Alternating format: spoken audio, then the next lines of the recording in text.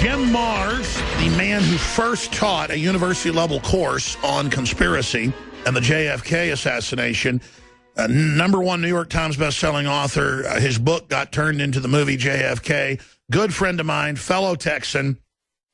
He's agreed once a month to make the trek down from his rural Casbah outside Fort Worth to be with us here in the Central Texas Command Center.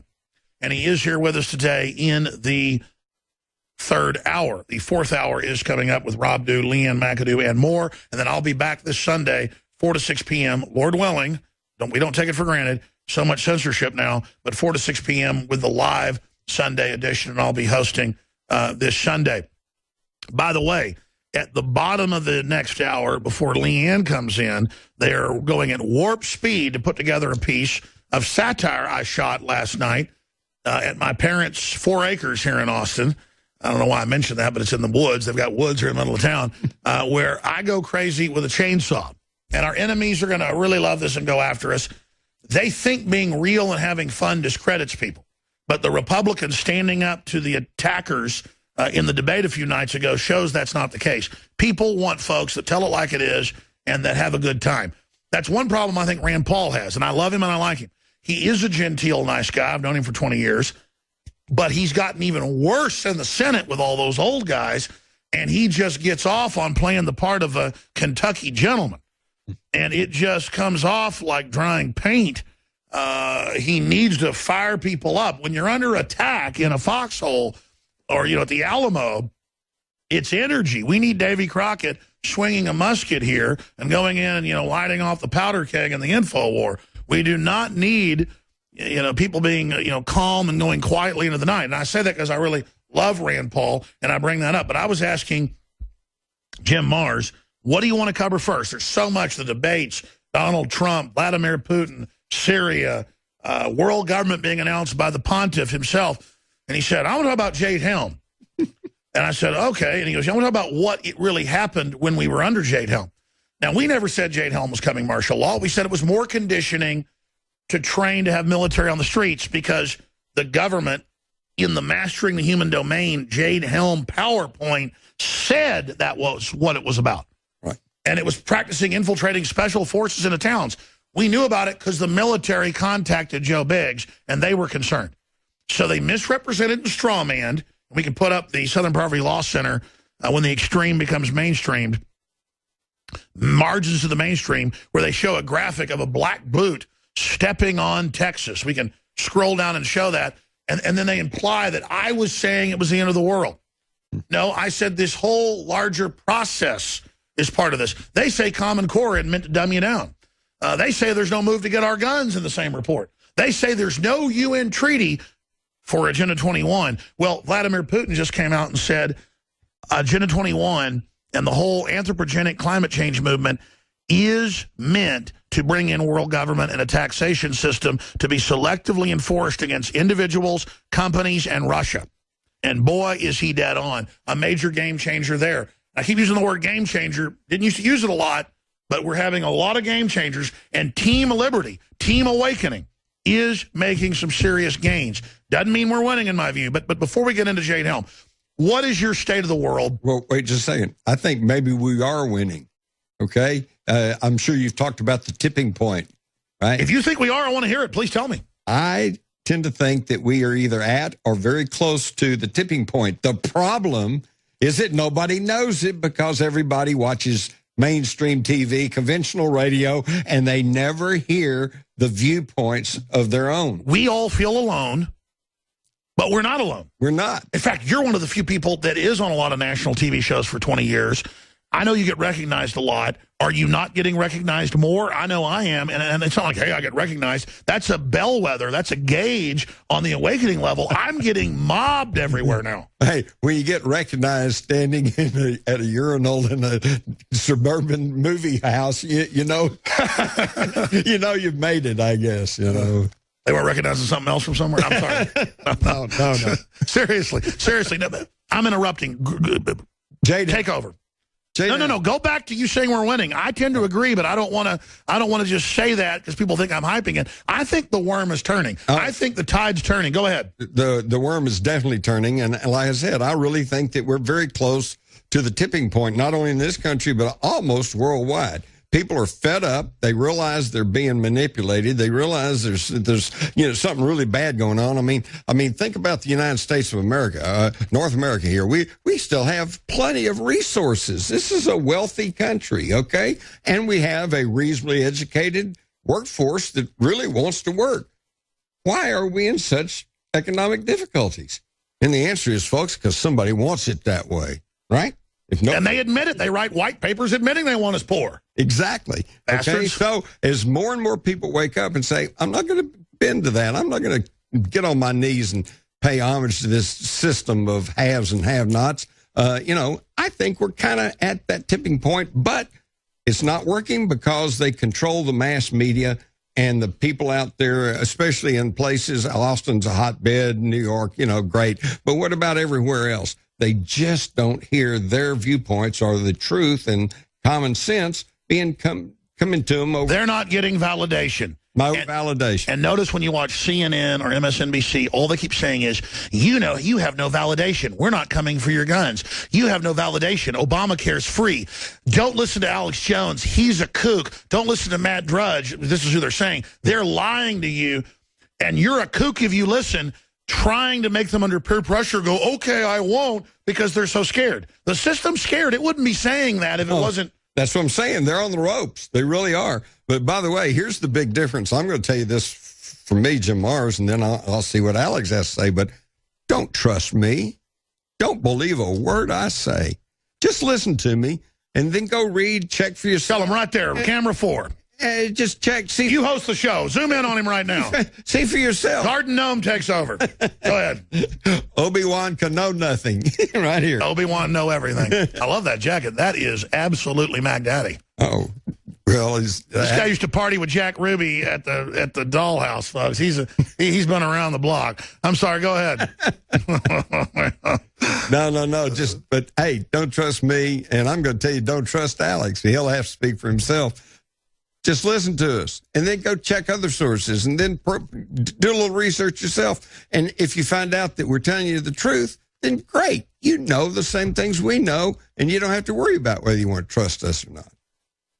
What was the name of that topless bar you and Jack Ruby hung out at? That was the Carousel Club. That's right. I'm sorry. Go ahead. Keep going. And it wasn't topless. This was pre-topless. In fact, this is interesting. The Colony Club and the Carousel Club, which is right next door to each other, downtown Dallas, back in the day, back in the 50s, early 60s, that was just the place to go. It was the only place, actually, that was still open after about 6 or 7 at night. And that's the only reason you went there. It was open. Oh, yeah. Well, it had great entertainment. No, no, seriously, they did. It was more like vaudeville, okay? They had a live band. They had an announcer. They would have ventriloquist acts. They had mind-reading acts. I don't know, all kinds of stuff. And then, of course, yes, in between the acts, then the strippers would come out. But they only got down to a bra and panties. You can see worse on primetime TV today. You're not bad for doing that. We know you're red-blooded. You may not be a commie. No, seriously, brother, let's get into Jade Helm. Okay, Jade Helm. So, all right, all this hoorah about Jade Helm, and, of course, they tried to tar and feather Alex, and I never heard Alex say anything other than it's the same thing that Governor Abbott said in Texas, which is, I think we need to just keep an eye on this, right? What are they doing, okay? I think they accomplished 2 things. When I say they, I'm talking about the New World Order boys, the Illuminati, the Committee of 300, whatever you want to call them. The guys that are looking to put us over a barrel. Exactly. The famous they. They put this Jade Helm thing in operation for 2 purposes. Number one, let me explain something to you, having served in military intelligence. One of the most critical things in a military operation is getting your equipment there, okay, the materials. Your soldiers, that's no problem. Soldiers can walk themselves onto planes and ships or trains. You can get them there. But the equipment, that is the real problem in any kind of logistical issue dealing with the military. So and especially if they can pre-position materials, okay?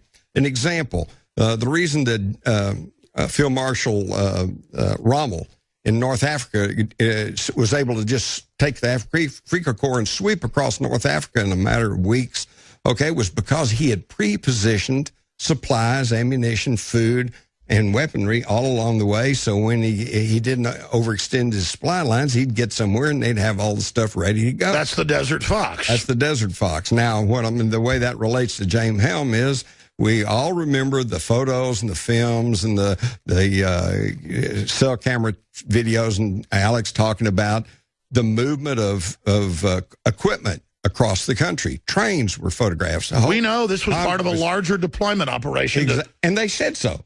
And they admit they're caching armored vehicles, tanks, weapons, food, everywhere. Right. So now they've moved them into positions all around the country. And then Jade Helm, on the other hand, also was a tactical exercise to see what the reaction would be from the American people as to if they wanted to impose martial law. And they saw what it was. We got upset. And since they had a fallback position, they said, oh, well, it was just an exercise. And that was the PSYOP loaded on top of the test, was then to demonize the enemy in a counter operation. Well, and of course, now they can turn around to all the people who were warning and caution about Jade Helm and say, see, stay there. Absolutely.